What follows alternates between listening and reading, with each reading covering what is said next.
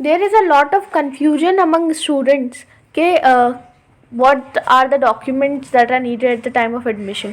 So अगर हम देखें तो जो हमें गाइड टू एडमिशन मिलती है that was issued before the commencement of the examination. तो उसके हिसाब से अगर हम देखें तो जो एडमिशन चार्जेस है या फ़ी पेबल है कंसर्न क्लास के लिए वो ओरिजिनल डॉक्यूमेंट्स के आपको एडमिशन के टाइम पे देना था, यानी जो फ़ी देनी थी और जो डॉक्यूमेंट्स देने थे वो एडमिशन के टाइम पे देने थे। अब जो आपका एडमिशन हो रहा है वो ऑनलाइन हो रहा है, तो एक कन्फ्यूजन ये क्रिएट हो रहा है कि कौन से डॉक्यूमेंट्स हमें जमा करने हैं। तो देखिए डॉक्यूमेंट्स तो लगभग सेम ही रहेंगे, लेकिन इनका नंबर चेंज हो जाएगा। जैसे मैं आपको बताऊं, यहाँ लिख रहा है Aadhaar card, passport, PAN card, bank passbook with photo ID, student photo identity card issued by the school last attended of the candidate. इनमें से कोई एक चीज़ आपके पास होनी चाहिए, ठीक है।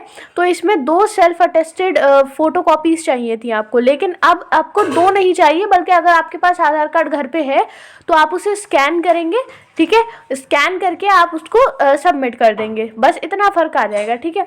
इसी तरीके से 2.5 into 3 centimetres recent front facing colour photographs in white background. तो वाइट बैकग्राउंड में आपको 10 फोटोग्राफ्स चाहिए थी, तो 10 फोटोग्राफ्स नहीं चाहिए, लेकिन हाँ एक फ़ोटोग्राफ आपका लगेगा जिसको आपको स्कैन करके उसमें सबमिट करना होगा फॉर्म के साथ, ठीक है।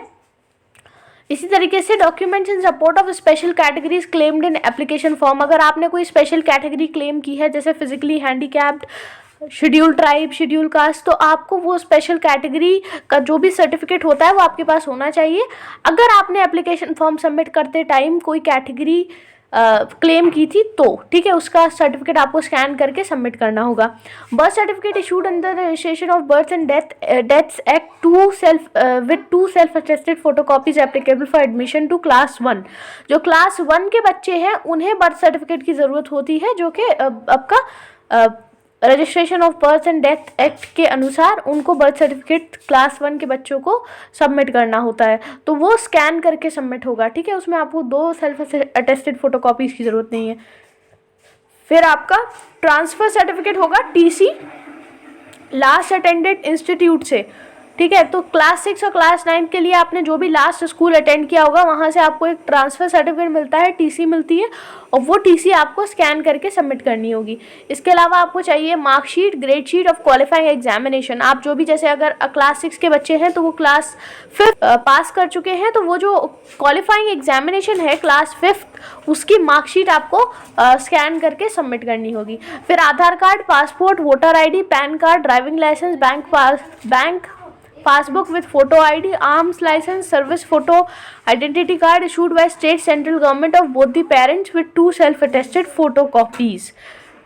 अच्छा, अगर आप दोनों माता पिता का आधार कार्ड हो तो आधार कार्ड, पासपोर्ट तो पासपोर्ट, वोटर ID कार्ड हो तो voter ID card, pan card तो पैन कार्ड लगेगा, ड्राइविंग लाइसेंस, बैंक पासबुक, इनमें से कोई भी डॉक्यूमेंट अगर आपके पास है। आधार कार्ड तो सबके पास ही होता है आजकल, तो आधार कार्ड आपके दोनों माता पिता के पास होगा तो उस आधार कार्ड को स्कैन करके लगाना पड़ेगा, ठीक है। तो ये तो था जब आपका एडमिशन ऑनलाइन होगा, इसके चांसेस नहीं थे, क्योंकि जो नंबर इन्होंने दिया है 2 और 10, 2 फोटोज़ और 10 फोटोज़, तो ऑनलाइन में इसकी ज़रूरत नहीं है। लेकिन हाँ, ये सभी डॉक्यूमेंट्स आपके पास होने चाहिए। बाकी जब आप काउंसलिंग करेंगे ऑनलाइन तो वो स्टेप बाय स्टेप आपको सब कुछ अवेयर कराते जाएंगे कि आपको ये अब सबमिट करना है, अब ये सबमिट करना है, अब ये सबमिट करना है। वो स्टेप बाय स्टेप प्रोसेस होता है, और इसमें आपको सिग्नेचर भी शायद सबमिट करना होगा, ठीक है।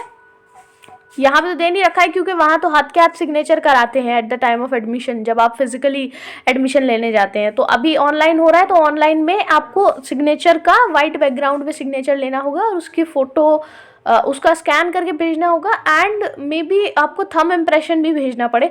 सो वो स्टेप बाय स्टेप जब आप काउंसलिंग करेंगे तो उसमें आपको पता चलता रहेगा। अगर आपको कोई काउंसलिंग के टाइम कोई दिक्कत आए तो उसका स्क्रीनशॉट लेकर के आप भेज दीजिएगा, ठीक है। तो फिर उसको देख लेंगे कि उसमें क्या परेशानी आ रही है, ठीक है।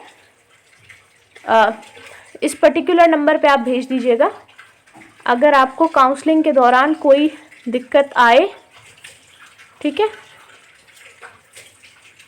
अगर मुझे पता होगा तो मैं आंसर करने की कोशिश करूँगी, वरना I will talk to the seniors and then I will tell you, okay. 9319348897 आप इस पर कर दीजिएगा मैसेज, ठीक है। स्क्रीनशॉट ज़रूर ले लीजिएगा जहाँ जिस भी स्टेप में आपको परेशानी आ रही हो, और एक चीज़, जिनका काउंसलिंग होती जाए वो लोग सबमिशन ज़रूर करें। सबमिशन ना होने से क्या होगा कि आपका पूरा प्रोसेस, अक्सर होता है हम हड़बड़ाहट में भूल जाते हैं लास्ट स्टेप करना, तो लास्ट स्टेप तक आपको ज़रूर पहुंचना है और वो फिर आपको आपका एक डैशबोर्ड शो करेगा कि आपने ये चीज़ें सबमिट कर दी हैं, तो वो आपको सबमिशन ज़रूर देखना है, ठीक है। ओके, अगर कोई भी परेशानी हो तो आप लोग कांटेक्ट कर सकते हैं। Thank you for watching and please subscribe to my channel if you my videos and my content. And other than this, these days I am making videos on history, so if any one of you want to learn history, then please go and watch those videos. Okay, thank you.